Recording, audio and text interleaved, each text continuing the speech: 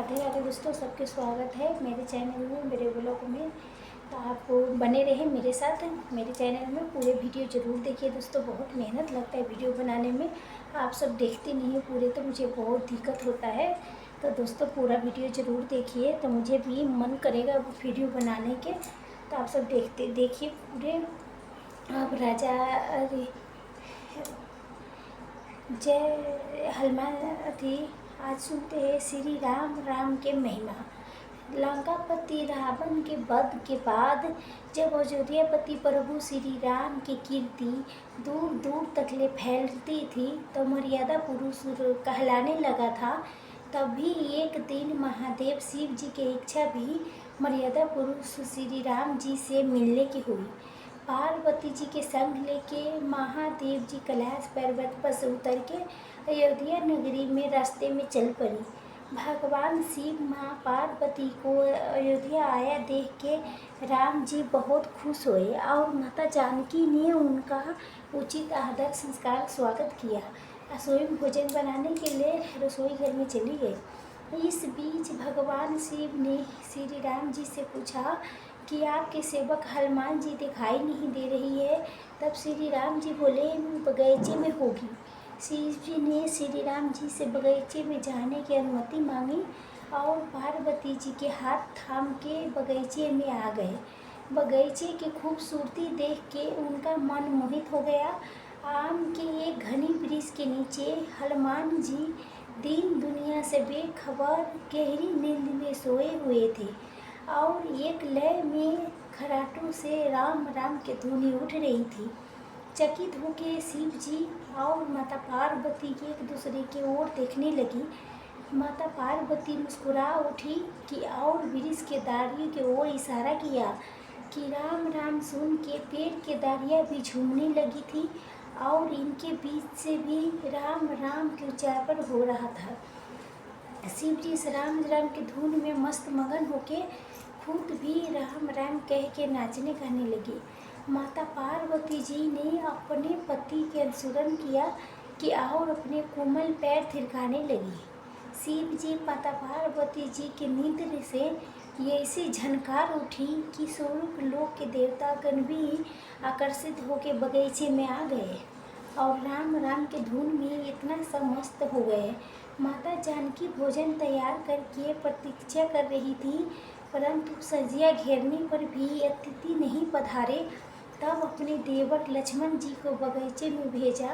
लक्ष्मण जी तो स्वयं को श्री राम के सेवके मानते थे, इसलिए बगीचे में आके जब उन्होंने धरती पर स्वर्ग के नज़ारा देखा तो स्वयं भी राम राम के धुन में झूम उठे थे।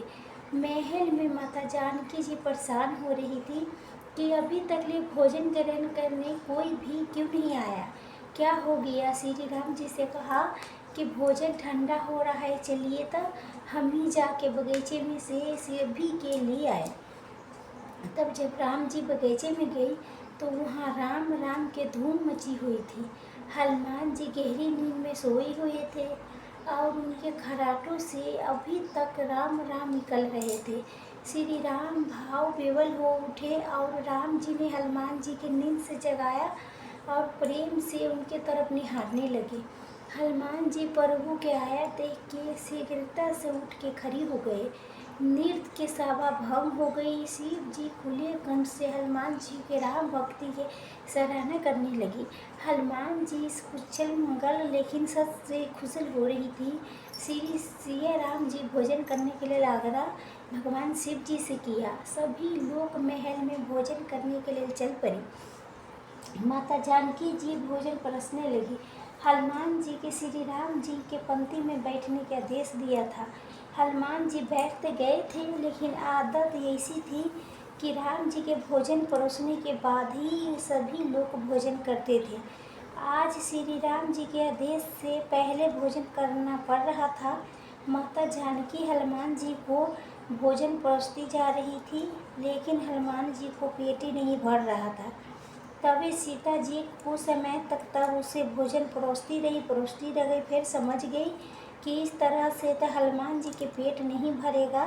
उन्होंने तुलसी के एक पत्ते पर राम राम लिखा और भोजन के साथ हनुमान जी को परोस दिया। तुलसी पत्र खाते ही हनुमान जी को संतुष्टि मिल गई और वो भोजन खा के उठ के खड़ी हो गई। तब भगवान शिव शंकर ने प्रसन्न होकर कहा, हनुमान के आशीर्वाद दिया कि आपके राम भक्ति उगो उगो तक याद करती रहेगी।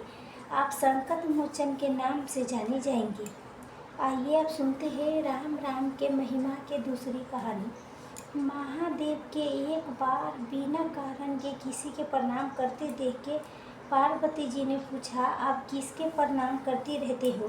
तब शिव जी ने अपने धर्म पत्नी पार्वती जी से कहा कि हे देवी, जो व्यक्ति एक बार राम कहता है उसके मैं 3 बार प्रणाम करता हूँ।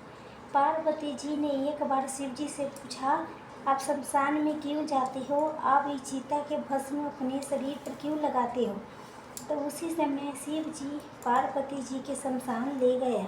वहाँ एक शांत अंतिम संस्कार के लिए लाया गया था। लोग राम राम सत्य है कहते हुए सबको ला रहे थे। तो शिव जी ने कहा, देखो पार्वती, इस शमशान के ओर जब लोग आते हैं तो राम राम के शरण करते हुए आते हैं और इस सब के निमित्त से कई लोग के मुँह से मेरा अतीत प्रिय दिव्य राम राम निकलता है। उसी के सुनने मैं शमशान में आती हूँ और इतने लोगों के मुख से राम राम के जाप करवाने में मुझे निमित्त बनने वाले सब का मैं सम्मान करता हूँ, प्रणाम करता हूँ। अग्नि में जलने के बाद उसके भस्म के अपने शरीर में लगाता हूँ। राम राम बुलवाने वाले के प्रति मुझे इतना प्रेम है कि एक बार शिव जी कैलाश पर्वत पर पहुँचे और पार्वती जी से भोजन मांगा। तो पार्वती जी विष्णु सहस्त्र नाम के पाठ कर रही थी। पार्वती जी ने कहा कि अभी पाठ पूरे नहीं हुआ है, कृपया थोड़ी देर पर इंतज़ार कीजिए। तभी शिव जी ने कहा कि इसमें समय से दोनों लगेंगे। संत लोग जिस तरह से सहस्त्र नाम के छोटा कर लेते हैं, हम नित्य जपते रहे, वैसे ही तो उपाय कर लो। तो पार्वती जी ने पूछा कि वो उपाय कैसे करते हैं, मुझे सुनना चाहता हूँ। तो शिव जी ने बताया, केवल एक बार राम कह लो, तुम्हें सही नाम भगवान के 1000 नाम लेने के फल मिल जाएगी। एक राम राम 1000 दिव्य नाम को समान है। तो पार्वती जी ने वैसा ही किया। भगवान बोले, श्री राम राम रमेति रमी रमी मनोरमे सहस्त्र नाम पततुल्यम राम राम बरानिए। ये राम राम सभी आफतों के हरने वाले, सभी संपदा को देने वाले दाता हैं, सारे संसार को विश्राम शांति प्रदान करने वाले हैं। इसलिए मैं इसके बार बार प्रणाम करता हूँ। भव सागर के सभी समस्या और दुखों के बीजों के भूंज के रख देने वाले, सभी मोल नष्ट करने वाले, सुख संपत्ति के अर्जित करने वाले, यमदूतों के खरीदने वाला, केवल राम राम जप के वही प्रयास, राम राम जपते रहना चाहिए प्रयासपूर्वक। दूसरों की भी प्रीति करके राम राम जपना चाहिए। इससे अपना और दूसरों के तुरंत कल्याण हो जाते हैं। यही सबसे सुलभ अच्छी उपाय है। इसलिए हमें देश में प्रणाम राम राम कह के किया जाता है। आइए अब सुनते हैं बेल की महिमा। नारद जी ने भोलेनाथ की स्तुति करके पूछा कि प्रभु, आपके प्रसन्न करने के लिए सबसे उत्तम 16 साधन क्या है? हे त्रिलोकनाथन, आप निर्वाक निस्तम हैं, आप सहजी प्रसन्न हो जाते हैं। फिर भी मेरे जानने की इच्छा है कि आपको क्या प्रिय है। तभी शिव जी बोले, नारद जी, वैसे तो मुझे भक्त के भाव सबसे प्रिय है, फिर भी आप पूछा है तो मैं बताता हूँ।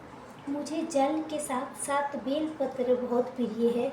जो खंड बेलपत्र मुझे श्रद्धा से अर्पित करते हैं, मैं उन्हें अपने लोक में स्थान देता हूँ। नारद जी भगवान शंकर माता पार्वती जी के बंदा करके अपने लोक को चली गए। उनके जाने के पश्चात पार्वती जी ने शिव जी से पूछा कि हे प्रभु, मेरे जानने की बहुत इच्छा हो रही है कि आपको बेलपत्र इतने प्रिय क्यों हैं? कृपा करके मुझे जिज्ञासा के शांत कीजिए।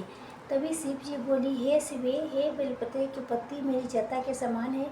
उत्तरपत्र मेरा 3 पति ऋग्वेद जो वेद आसाम वेद है। शाखाएँ समस्त शास्त्र के स्वरूप है।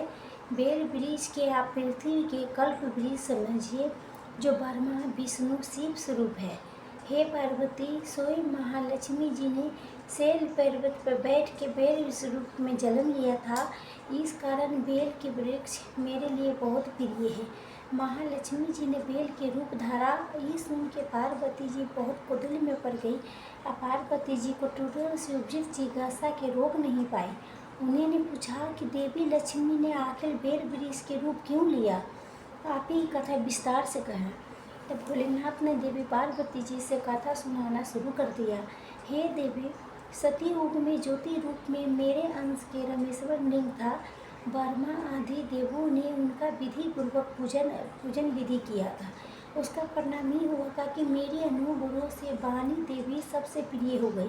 वो भगवान विष्णु के सतत प्रिय हो गई। मेरे प्रभाव से भगवान केशव के मन में भगवान देवी की जितना प्रीति उत्पन्न हुई वो स्वयं लक्ष्मी जी के नहीं भाई। लक्ष्मी देवी के श्री हरि के प्रीति मन में कुछ दुरायत पैदा हो गया। वो चिंतित रुष्ट होकर चुप जाने पर उत्तम शिष्य से पर्वत पर जाके उन्होंने तप करने के निश्चय किया। उत्तम स्थान के चयन करने लगा। महालक्ष्मी ने उत्तम स्थान के निश्चय करके मेरे लिंग विरह के उबर तपस्या प्रणाम किए। उनकी तपस्या कठोर होती जा रही थी। हे परमेश्वरी, कुछ समय के बाद वहाँ महालक्ष्मी ने मेरे लिंग विरह से थोड़ा धर्म में एक वृक्ष के रूप धारण कर लिया था। अपने पत्तों पुष्पों द्वारा निरंतर मेरा पूजन करने लगी। इसी तरह महालक्ष्मी जी ने लाखों वर्षों तक घोर आराधना की। अंत तक उन्हें मेरा अनुग्रह प्राप्त हुआ। वहाँ मैं प्रकट हुई देवी से इस घोर तप के आज पूछा, वर देने के तैयार हुआ। महालक्ष्मी ने मांगा कि श्री हरि के हृदय में मेरे भाव से वान देवी के जो स्नेह हुआ है वो समाप्त हो जाए। तब शिव जी बोले, मैंने महालक्ष्मी जी से समझाया, श्री हरि के हृदय में आपके तीन किसी और के लिए कोई प्रेम नहीं है। भाग देवी के प्रति उनका प्रेम नहीं, अब श्रद्धा है।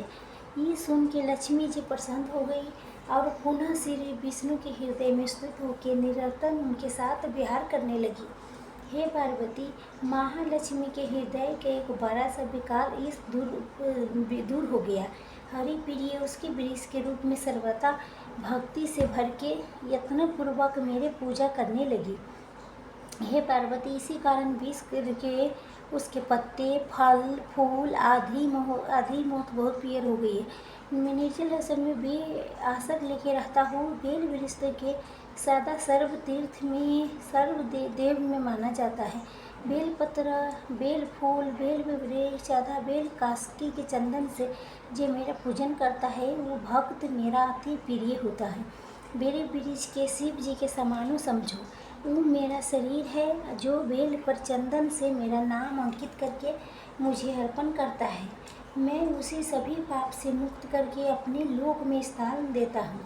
हे देवी, उस व्यक्ति के स्वयं लक्ष्मी जी नमस्कार करते हैं जो मेरा पूजन करते हैं। जो बेल मूल में प्राण छोड़ता है उसका रुद्र देह प्राप्त होता है और ऐसा मनुष्य पर सदा है माता लक्ष्मी की कृपा रहती है और साथ ही भगवान नारायण की भी कृपा उन पर सदैव बनी रहती है। प्रेम से बोलिए भगवान से माता पार्वती की जय। आइए अब सुनते हैं मंगलवार को सुनी जाने वाली मंगला गौरी माता की पुरानी कथा। गुरु देश में शुद्ध कीर्ति नाम के एक विद्वान कीर्तिशाली शत्रु के नाश करने वाला 64 कला के ज्ञाता तथा धनुर्विद्या में कुशल राजा हुआ था। वो पुत्र के अलावा अन्य सभी सुख चीजें उन राजा के पास थी। इसलिए राजा संतान के विषय में अत्यंत चिंता होते थे और जब ध्यानपूर्वक देवी की आराधना करने लगी तभी उसके कठोर तपस्या से देवी प्रसन्न हो गई और उसे वचन बोली कि हे सुव्रत, वर मांगो। तब श्री कीर्ति बोला कि हे देवी, अगर आप मुझ पर प्रसन्न हो तो मुझे सुंदर पुत्र दीजिए।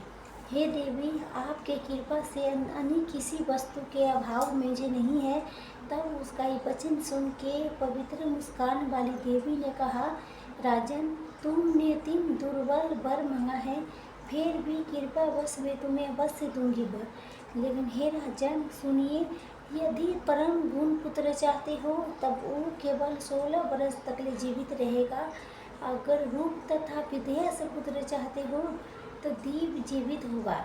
देवी के वचन सुन के राजा चिंतित हो उठा और पुनः अपने पत्नी से परामर्श करके सलाह करके उन्हें गुणवान तथा सभी शुभ लक्षणों से संपन्न 16 वर्ष के आयु वाला पुत्र मांगा। तब देवी ने भक्ति से राजा से कहा कि हे निपरनंदन, मेरे मंदिर के द्वार पर आम के वृक्ष है, उसका एक फल ला के मेरे आज्ञा से अपने पत्नी की उस भक्षण हेतु प्रदान करो, जिससे शीघ्र ही गर्भ धारण करेगी, इसमें संदेह नहीं है। प्रसन्न होकर राजा ने वैसा ही किया और उसके पत्नी ने गर्भ धारण करके 10वें महीना में उसके दीव तुल्य सुंदर पुत्र के जन्म दिया। तब हर्ष शोक से लुप्त राजा ने बालक के जात कर्म आदि संस्कार किया और शिव के शरण करते हुए उसका नाम चिरायु रखा। इसके बाद पुत्र के 16 वर्ष के होने पर पत्नी सहित राजा चिंता में पड़ गई और विचार करने लगा कि ये पुत्र बहुत कष्ट प्राप्त हुआ है और मैं इसके दुख मृत्यु अपने सामने कैसे देख सकूंगा। ऐसा विचार करके राजा ने पुत्र के उसके मामा के साथ काशी भेज दिया। जब प्रस्थान के समय राजा की पत्नी ने अपने भाई से कहा कि आप मेरे पुत्र की काशी ले जाइए, मैंने भगवान मृत्यु जैसे पूर्व पुत्र की कामना प्रार्थना की थी और कहा था कि हे विश्वेश, आप जगतपति की यात्रा के लिए मैं उस पुत्र के अवश्य भेजूंगी, अतः आप मेरे पुत्र के आज ही ले जाइए और सावधानी पूर्वक इसकी रक्षा कीजिएगा। अपनी बहन की बात सुन के भांजे के साथ वो चल पड़ा। कई दिन तक ले चलते चलते आनंदपुर नामक के गांव में पहुंचा। वहाँ सभी प्रकार के समृद्धियों से संपन्न वीर से नाम वाला राजा रहता था। उस राजा के एक सर्व लक्षण समान उभा वस्त्र प्राप्त मनोहर रूप लावण्य मई मंगला गौरी नामक एक कन्या थी। उत्तम सुंदर ये प्रति के प्रताप प्रणाम करके किसी समय सखियों के साथ नगर के उपस में कीर्तन करने के लिए गई हुई थी। उसी समय चिरायु तथा उसके मामा दोनों भी वहां पहुंच गए और कन्या को देखने के लालसा से वहीं विश्राम करने लगे। इसी बीच विनोद पूर्वक कीर्तन करते हुए उन कन्या में से एक कन्या ने कुपित होकर राजकुमारी के राणा को वचन कह दिया। तब उस वचन के सुन के राजकुमारी ने कहा कि तुम जिन बातें क्यों बोल रही हो, मेरे कुल में तो इस प्रकार के कोई नहीं है।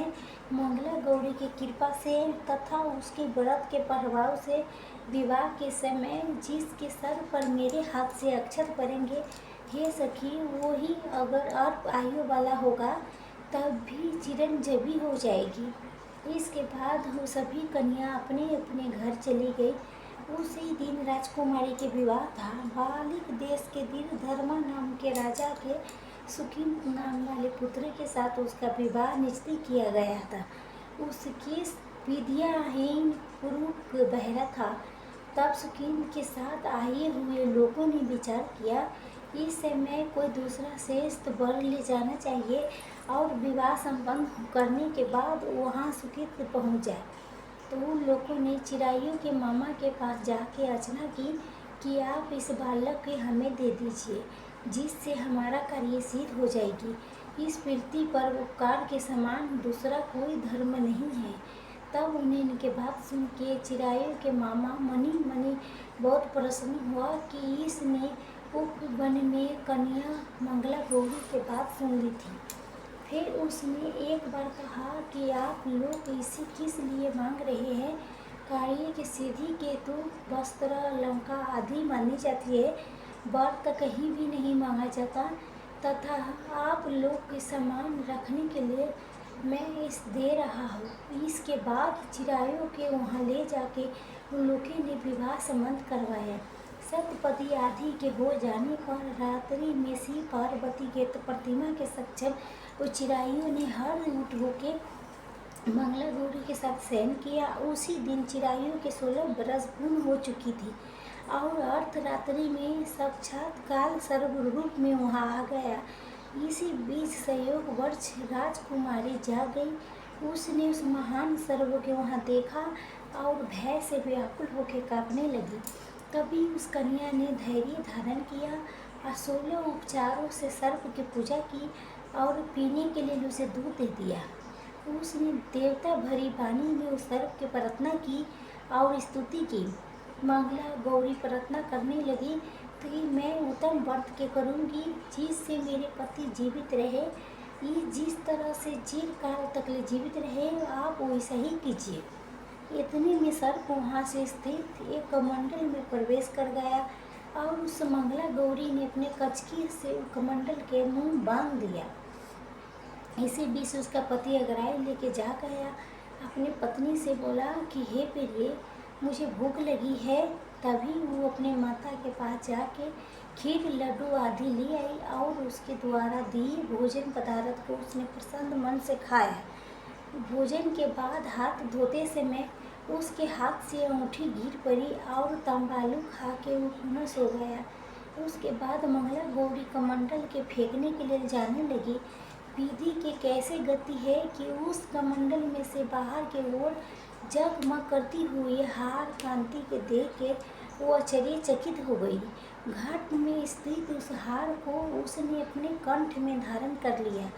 इसके बाद कुछ राह से रहते हुए चिराइयों के मामा आके उसे ले गया। इसके बाद वो वर पक्ष के लोग सुकीत के वहाँ ले आए। उसने देख के मंगला गौरी ने कहा कि ये मेरे पति नहीं है। तब वो सभी ने उसे कहा कि ये तो क्या बोल रही हो, यहाँ तुम्हारा कोई परिचय हो तो उसे हम लोग के बताओ।